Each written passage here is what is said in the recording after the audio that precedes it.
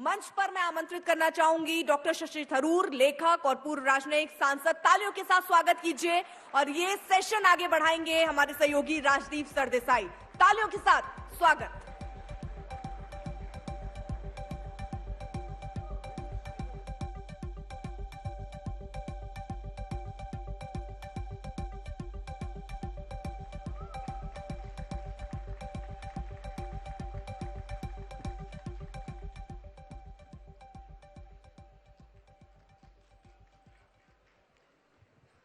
नमस्कार दोस्तों, आवाज आ रही है?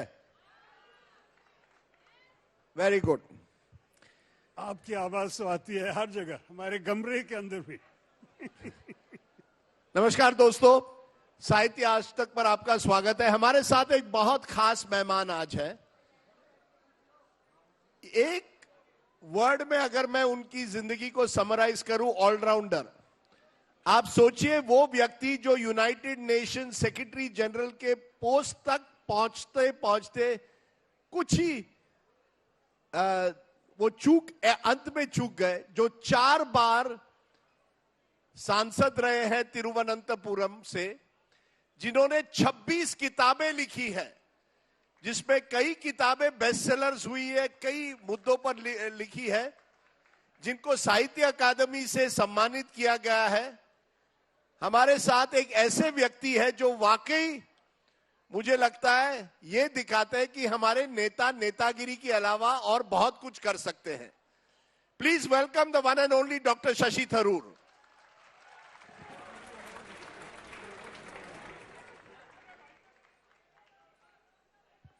शशि जी, मैं शुरू करूंगा। एक लिटरेचर फेस्टिवल में दिल्ली में ही हुई थी, आप वहां बात कर रहे थे और एक लड़की ऑडियंस से उठती और कहती है, Shashi ji will you marry मी।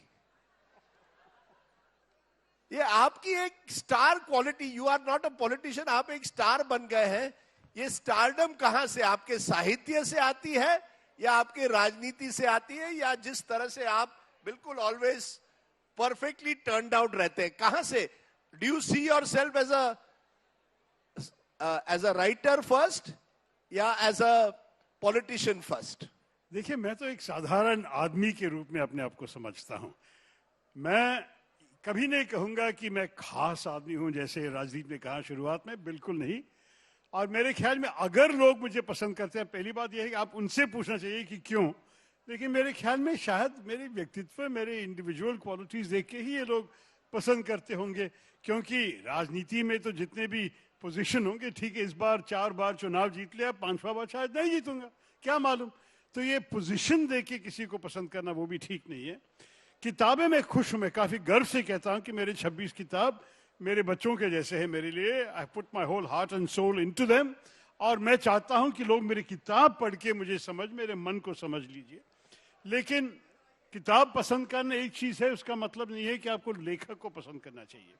आपने पूछा मैं क्या हूं, मैं कहूंगा कि मैं जानता हूं कि राजनीति से जो भी पोजीशन आ सकेगा वो तो टेम्पररी है। मैं तो पूर्व मंत्री हूं, एक दिन पूर्व सांसद भी हूंगा, लेकिन मेरी उम्मीद यह है कि मैं पूर्व लेखक कभी नहीं हूंगा। तो इसलिए मेरी असलियत शायद मेरे लेख में है। मैं इसलिए पूछ रहा हूं क्योंकि आनंद आपको कहां आता है? जब आप एक किताब लिखते हैं, वो उस किताब का विमोचन होता है, या जब आप चुनाव जीतते हैं? क्योंकि चुनाव, जैसे आपने कहा, हार जीत तो होती है, तो लेखक के लिए सबसे बड़ी चीज क्या होती है? अपनी किताब जनता के सामने पहुंच जाए या लोकसभा का चुनाव जीतना? देखिए, जब किताब लोगों को एक चीज आप समझ लीजिए, किताबों का जो इम्पैक्ट लोगों पे होते हैं तो एक बहुत इंडिविजुअल इम्पैक्ट। शायद मैं एक किताब लिखूं जो आपको पसंद नहीं हो, जो लेकिन वो बहुत पसंद करती है, क्या मालूम। लेकिन जब कोई आते हैं मुझे कहते हैं कि देखिए मैं मेरे सबसे एक मूविंग कहानी बता सकता हूं। मेरा पहला नॉवल जो था, द ग्रेट इंडियन नॉवल, ये किताब लिखने के बाद एक औरत मुझे आके कहा कि मेरी नानी जी है विदेश देश में, भारतीय नानी जी, उनको कैंसर है और वो आपकी किताब पढ़ रही है। और वो कहती थी कि जब मैं कल सुबह उठूं मैं जिंदा रहूंगी क्योंकि मुझे ये किताब और पढ़ना है। तो ये कह के वो 10-10 पेज 20-20 पेज बन के 20 दिन और जिया, और वो किताब खत्म करने के बाद अगले दिन इनके देहांत हो गए। ये कहानी सुन के मैं क्या बताऊं आपको, मेरा दिल बिल्कुल बिल्कुल पानी के जैसे हो गए। I was very moved. और जैसे कि मैं ये इसी ग्रेट इंडियन नॉवल के बारे में अगर सोचूं, तो जब कोई जवान लड़का या लड़की आती है मेरे सामने जो पैदा भी नहीं हुआ था जब ये किताब पहले निकला, ये 1989 की छपी हुई किताब है, और 1989 के बाद जन्म होने वाले विद्यार्थियों मेरे सामने आके मेरी दस्तखत मांगते हैं, तो मैं उसका जो सेटिस्फैक्शन है कि किताब जिंदा है और लोगों को अभी भी प्रभाव कर रहे हैं, ये तो मैं इससे ज्यादा सेटिस्फैक्शन किस में मिलेगा। लेकिन मैं ये भी कहूंगा कि राजनीति की वजह से मुझे बहुत लोगों को मदद करने का मौका मिला है। कोविड के समय उदाहरण बोलूं तो बहुत लोग जो मेरी कंस्टिट्यूएंसी विदेश जाके वहां फंस गए थे, उन लोगों को यहाँ वापस ले आने के लिए जो मेरे जो इन्फ्लुएंस इस्तेमाल करके मैं उनको ये कर सका, ये सब के साथ, और दूसरे जो बहुत सारे इंडिविजुअल प्रॉब्लम्स हैं, किसी को बीमारी है उनको दवाई नहीं पहुंचा था, मैं किसी मंत्री को फोन करके कोई कस्टम्स वेव करके वो दवाई ले आ पाए। ऐसी चीजों के लिए जब साधारण लोगों की जिंदगी में कोई फर्क ले आ सके, ये भी बहुत सेटिस्फाइंग है, और ये राजनीति की तरफ से हो सकता है। मैं इसलिए ये सवाल पूछ रहा था क्योंकि राजनीति में आपको राहुल गांधी के साथ काम करना पड़ता है। राहुल गांधी आपको संसद के लीडर बनाएंगे नहीं बनाएंगे ये उन पर होता है, टिकट देंगे। कांग्रेस में अंदरूनी पॉलिटिक्स बहुत होती है आपके पार्टी में। कम से कम जब आप अपनी किताब लिखते हैं कोई पॉलिटिक्स तो नहीं होती, आपको आप और आपके किताब, आप और आपके कंप्यूटर के बीच में एक रिश्ता होता है, कोई तीसरा व्यक्ति नहीं है। इसीलिए मुझे लगा कि शायद आपको लिखने में एक सुकून मिलता है। तो शायद जब आप राजनीति करते, कहां फंस गए कांग्रेस पार्टी में, केरल में शशि थरूर को कैसे गिराना है, कैसे ऊपर करना है, उसी में आप फंस जाते हैं आपके नेता। देखिए राजदीप, आप नेता के बारे में सोच रहे हैं, मैं तो मूल्यों के बारे में सोचता हूं। राजनीति में मैं क्यों हूं, आपको पता था कि मुझे एक दूसरा करियर था यूनाइटेड नेशंस में, तो 29 साल काम करने के बाद मैं वापस आया। मुझे वैसे पैसे की जरूरत नहीं थी, मेरे पेंशन भी है यूएन से, मैं तो लेखक भी हूं, मैं लोगों से मिल सकता हूं, मैं भाषण दे सकता हूं, शायद एक दिन एक यूट्यूब चैनल आपके जैसे चला सकता हूं, क्या मालूम। लेकिन मैं समझा कि एक लोकतंत्र में राजनीति से कोई बेहतर उपाय नहीं है हमारे देश में बदलाव लेके आने के लिए और जनता के लिए सेवा करने के लिए। और इसलिए मैं राजनीति में आया कि मेरे मन में एक ऐसा संकल्प था कि भारत कैसे होना चाहिए, और इस संकल्प को यथार्थ बनने के लिए किस किस्म का काम किसके साथ करना है। तो ये सिर्फ विकास की बात नहीं, विकास तो बड़ी जरूरी है हमारे देश के लिए। ये सिर्फ सुरक्षा की बात नहीं, क्योंकि सुरक्षा भी बड़ी जरूरी है, defence is extremely important.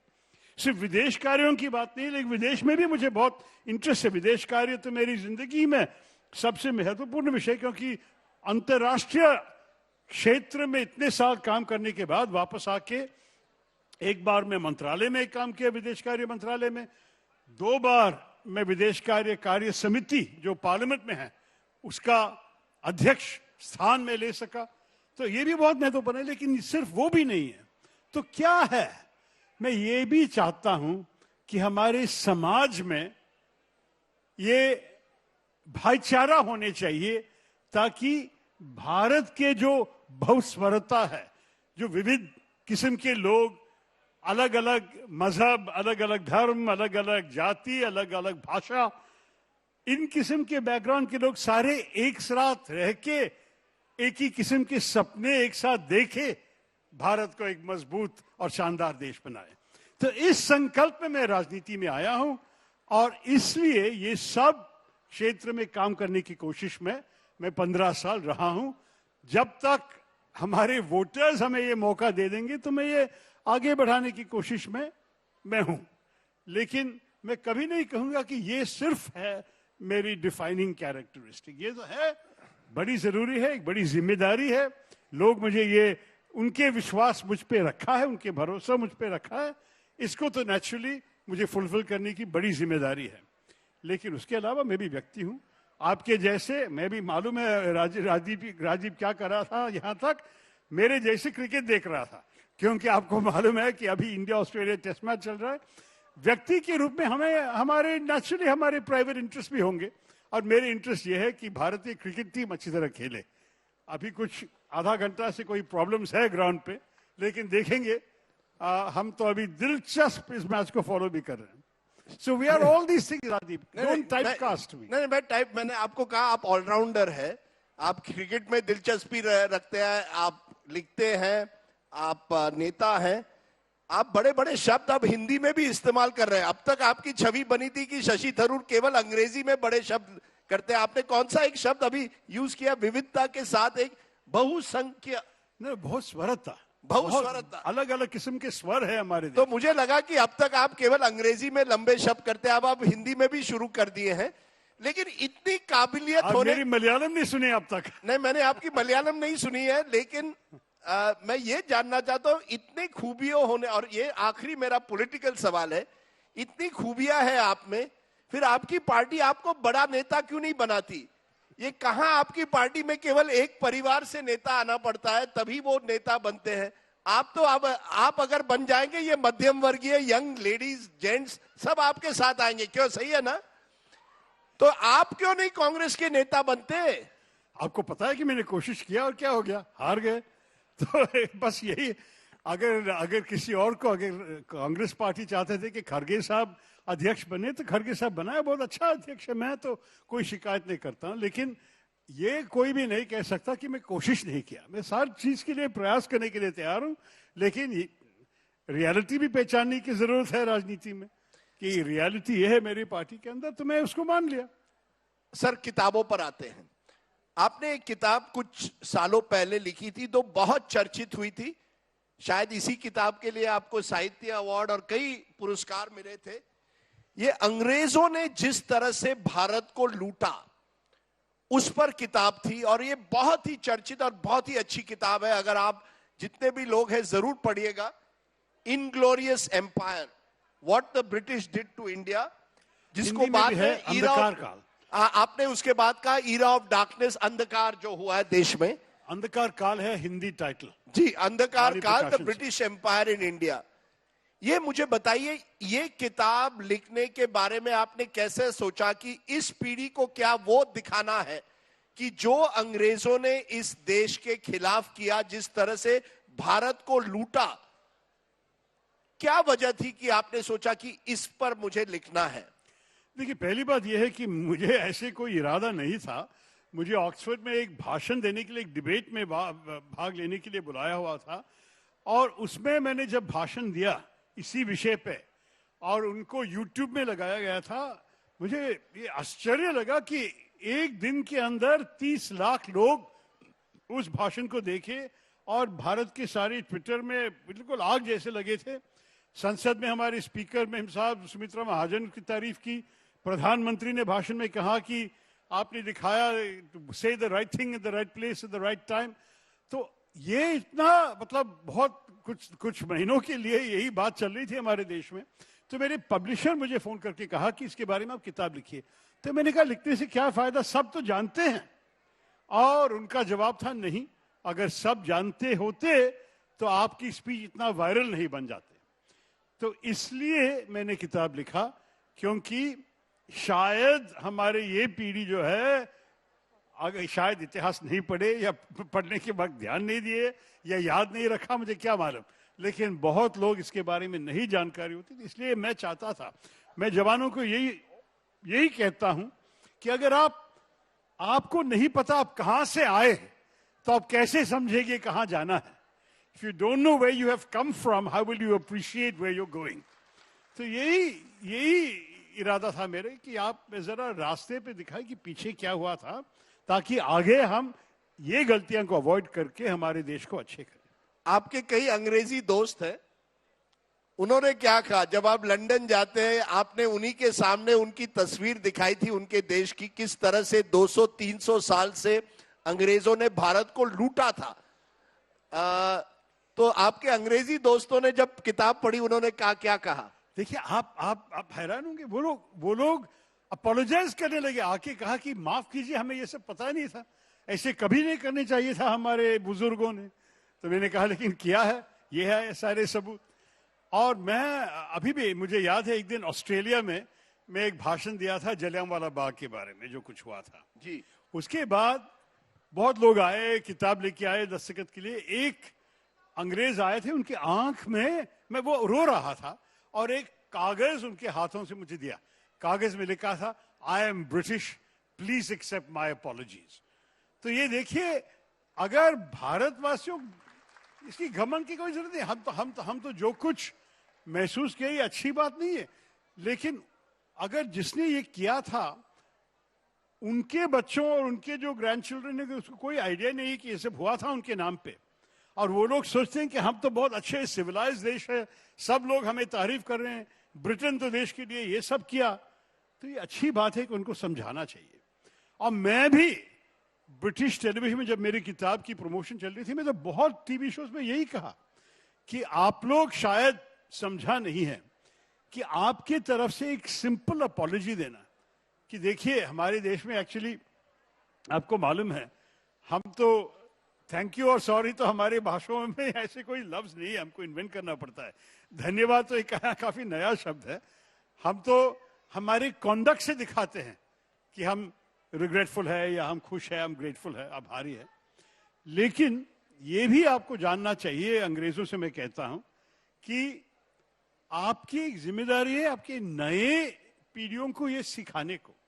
London में इतने सारे म्यूजियम हैं, सारे चोर बाजार है, सारे चोर बाजार है, दूसरों देशों से चीजें लेके आके अपने देश में रख के म्यूजियम बना के वो लोग लोगों से पैसे कमा रहे हैं। छोड़ो, मैंने कहा कि ऐसे आप एक म्यूजियम क्यों नहीं बनाते हैं आपके कॉलोनियल एट्रोसिटीज के बारे में, कि आप इंपीरियलिज्म में क्या क्या किया लोगों के खिलाफ, इसको भी आपके नई पीढ़ी को दिखाइए। दूसरी बात यह है कि आप जब इतिहास पढ़ाते हैं आपके स्कूल्स में, आप क्यों नहीं पढ़ाते हैं कि असलियत क्या थी अपने अपने इतिहास के बारे में। आप सारे रोजी कलर पिक्चर्स करते हैं। आपके टेलीविजन में अगर ब्रिटिश एम्पायर के बारे में सुनते तो सब कुछ क्रिकेट मैचेस और टी पार्टीज की दिखाते हैं। जो लोगों के खिलाफ किया, जो जलियांवाला बाग में हुआ था, जलियांवाला बाग में, जिसको दिल्ली में हमारे जो इंडियन म्यूटिनी के बाद जो 1 लाख औरतों बच्चों को आपने मैसेकर कर दिया, इसके बारे में कोई भी जानकारी है किसी आपके?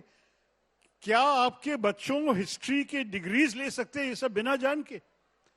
और उनका जवाब है कि वो लोग हैरान हो गए, वो लोग सरप्राइज, उनको मालूम नहीं था कि ये सब था उनके इतिहास के यथार्थ। तो मैं सिर्फ ये चाहता था कि लोगों की आंख खोलो हमारे देश के लोगों के लिए। लेकिन मैं कभी नहीं कहता हूं कि ये नफरत पैदा करने के लिए है। मैं हर बार कहता हूं अंग्रेजी में, let us not forget but let us forgive, forgive but don't forget. ये तो एक सिंपल नारा है मेरे तरफ से। जानना चाहिए, लेकिन आगे बढ़ेंगे। हम तो दोनों स्वतंत्र देश है, उनसे हमारा कोई भय नहीं है। They are not overawing us in any way. उनको अपनी काम कर दीजिए। हमारी इकोनॉमी भी उनसे भी बढ़ गया है अभी। मेरे पास 4-5 मिनट है, मैं कुछ सवाल लूंगा। Ladies always first, madam please. जी मैम, थैंक यू जी। अच्छा, थैंक यू सर। सर एक छोटा सा मेरा सजेशन है, थोड़ा माइक नजदीक है। आपकी सोच बहुत अच्छी है कि सब लोग मिलके रहें, मिलके काम करें और इस देश को आगे बढ़ाएं। एक आम आदमी भी यही सोचता है सर, वो अपने परिवार को संभाले, घर परिवार को संभाले, सब मिलकर काम करें, एक इंसानियत के रिश्ते को समझे, और इसी से हमारी इकोनॉमी आगे बढ़ेगी। But sir fact of the matter क्या है, कोई भी पॉलिटिकल पार्टी में किसी के प्रो अगेंस्ट में नहीं हूं, चाहे बीजेपी हो चाहे कांग्रेस हो। जब भी कोई आता है उसको अपने वोट बैंक के लिए किसी ना किसी को, हमने देखा है 90s में कांग्रेस ने मुस्लिम अपीसमेंट पॉलिसी फॉलो की है, अब हिंदू अपने कंपल्शंस में। तो मैं ये कहती हूँ सर, आपका इतना अच्छा विजन है, तो ऐसा नहीं है कि आप एक अपनी इंडिपेंडेंट पॉलिटिकल पार्टी बनाएं, आपको नेता बनने के लिए लड़ना भी नहीं पड़ेगा और सब आम आदमी आपको सपोर्ट करेंगे sir. Thank you very much. देखिए बात यह है कि मुझे एक चीज में सबसे मांगना चाहिए, एक सिंपल प्रश्न पूछना चाहता हूं, क्या आप कोई पुजारी के लिए वोट दे रहे हैं या कोई सरकार की काम करने के लिए वोट दे रहे हैं? आप ये भी सोच लीजिए, अगर वो लोग आपके वोट मांगे धर्म के नाम पे, जाति के नाम पे वगैरह, आपको ये भी पूछना चाहिए कि किस काम के लिए मैं चुन रहे हैं इस लोगों को। चुनाव का मतलब क्या है? कोई स्थान के लिए है ना, और इस स्थान से क्या होगा? सरकार चलाएंगे। कोई मंदिर चलाने के काम नहीं है उनका, उनका काम है सरकार चलाना। तो ये मन में रखे वोट दे दीजिएगा, बस यही मेरा मांग है आपसे। सॉरी जी मैडम। हाय, आप लोगों को इतनी ऑब्जेक्शन हो रही है, बटेंगे तो कटेंगे। In English when we speak we say united we stand, divided we fall. What does that mean? It is the same thing, it is the same thing. You accept in English, you have objection when it is the same thing is spoken. No, I'm not objecting. I'm agreeing. मैं कहता हूं कि भारत में, let him respond now ma'am. मैं कहता हूं कि भारत में हिंदू, मुसलमान, क्रिश्चियन सब कुछ एक साथ रहना चाहिए। उनके अंदर, उनके आपस में बंटने चाहिए। मेरी कंस्टिट्यूएंसी में तीनों मजहब के लोग हैं, और अगर मैं नॉर्थ इंडिया में चुनाव लड़ती तो सिखों भी होंगे, जैन भी होंगे। मैं कहता हूं कि उनके मजहब देखिए, बांटिए मत, काटिए मत, सबको एक ही देख लीजिए, सबको यूनाइटेड रखिए। मैं कहता हूं कि भारतवासियों को यूनाइटेड रखिए आप। अगर एक है तो सारे भारतवासी एक रहना चाहिए। ये कभी नहीं कहना चाहिए कि हिंदू एक है तो हिंदू सेफ है। मैं कहता हूं कि भारतवासी एक है, भारतीय एक है तो भारत सेफ रहेंगे। यही मेरा राय। एक लास्ट मैडम ये होता है, स्लोगन एक बात होती है, स्लोगन के पीछे इरादा क्या होता है वो दूसरी बात होती है। अगर इरादा नेक है तो स्लोगन बहुत अच्छा है, जब इरादा नेक नहीं होता तब प्रॉब्लम होता है। तो आपने सोचना चाहिए कैसे कहा जाता है, कहां कहा जाता है, किस इरादे से कहा जाता है, तब आपकी बात मैं मानूंगा। आप देखिए, टुकड़े में बांटना मैं बिल्कुल खिलाफ हूं। जब आप वही नेता जब कहते हैं टुकड़े टुकड़े और एक 80-20 की राजनीति के बारे में कहते हैं, तब इरादा साफ होता है। Yes sir, last question. जी प्रणाम आप दोनों को। नमस्कार। मैं ये पूछना चाह रहा था कि ये धर्मनिरपेक्षता या फिर आपने अभी पंथ निरपेक्षता की नए शब्द भी आपने कॉइन किया है, जाति निरपेक्षता कब आएगी? एक दूसरी बात, बटेंगे तो कटेंगे, लेकिन इसके विरुद्ध सारी राजनीतिक पार्टियां काम करती है, बटेंगे तो बढ़ेंगे, इसे कब रोकेंगे? नहीं, मेरे जैसे आपके दूसरा प्रश्न जो था उसका जवाब मैं तो अभी दे चुका हूं। आपका पहला प्रश्न जो था, देखिए मैं कभी नहीं चाहूंगा कि हमारे देश पे कोई भी बंटवारा हो जाए। एक बार तो हमारे सॉइल में बंटवारा, हमारी भूमि में बंटवारा हुआ, पाकिस्तान बन गए। मैं नहीं चाहता हूं कि इस बार हमारे आत्मा में बंटवारा हो जाए। I don't want the soul of India to be divided. मैं चाहता हूं कि हम सब एक साथ आगे बढ़े।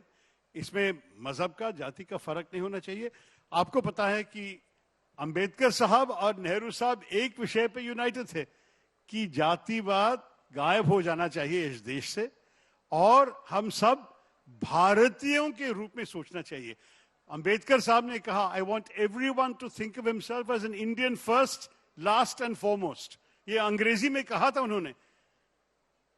हमारे जो भाईचारा की कमी है, इसको हम बदलना चाहिए। हमारी पार्टी क्यों मांग रहे हैं कास्ट सेंसस? क्योंकि आज तक आपको पता है कि आरक्षण के नाम पे बहुत सारे बेनिफिट्स भी दिया जाता है, तो इसलिए असली आंकड़े जान के बेनिफिट्स देने चाहिए। ये है हमारी लॉजिक। कभी नहीं सर आपकी पार्टी के नेता कहते हैं जितनी आबादी उतना हक। इसका मतलब है अगर कल उस जाति जनगणना के बाद, अगर समझ लीजिए मेरे महाराष्ट्र में 30% मराठा निकले, तो आप क्या कह रहे हैं 30% आरक्षण उनको मिलेगा? नहीं। अगर उसमें कुणबी 15% निकले, 15% आरक्षण। मैं जानना चाहता हूं जातीय जनगणना के बाद क्या होगा? जातीय जनगणना करिए, लेकिन उसके बाद क्या होगा?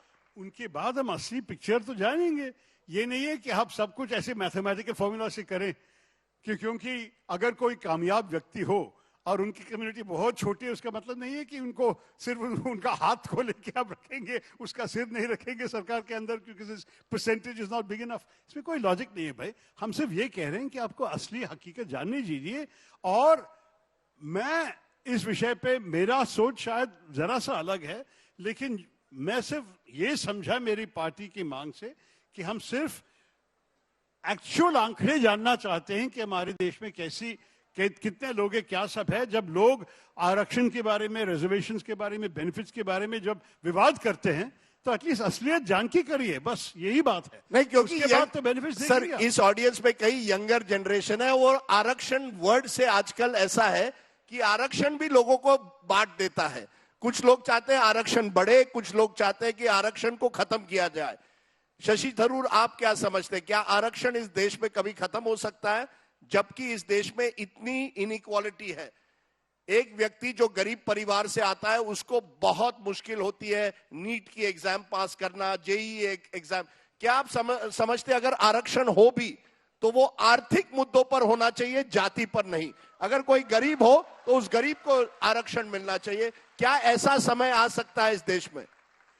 आज की असलियत यह है कि बहुत लोग डिस्क्रिमिनेशन महसूस करते हैं जाति के नाम पे और धर्म के नाम। तो आप कहते हैं आर्थिक मुद्दों और जाति में एक समानता है कि जो लेकिन देखिए, आर्थिक मुद्दे के बारे में आपको पता है कि अभी इकोनॉमिकली वीकर सेक्शंस के लिए भी आरक्षण किया होगा।